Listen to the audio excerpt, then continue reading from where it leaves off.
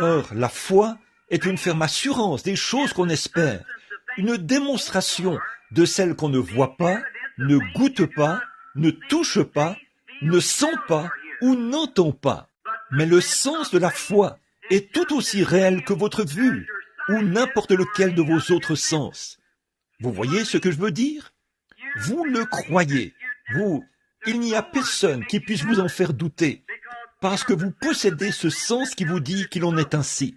Vous diriez, cette chemise était blanche, et si je vous disais qu'elle est rouge, eh bien, vous ne le croiriez pas, parce qu'elle est blanche. Votre sens de la vue dit qu'elle est blanche. Vos yeux le disent.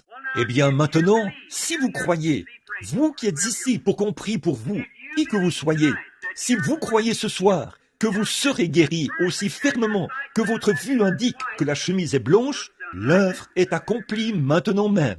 Merci, Dr. Cowbell. C'est vrai, la foi est une ferme assurance des choses qu'on espère, une démonstration de celles qu'on ne voit pas, ne goûte pas, ne touche pas, ne sent pas ou n'entend pas. C'est un autre sens. C'est dans l'autre dimension. Ça n'a rien de naturel. Vous ne pouvez rien recevoir de Dieu si ce n'est par la foi. Par la foi, les murailles de Jéricho sont tombées. Par la foi, Moïse a refusé d'être appelé le fils de la fille de Pharaon. Par la foi, Gédéon a fait telle et telle chose. Par la foi, le seul moyen.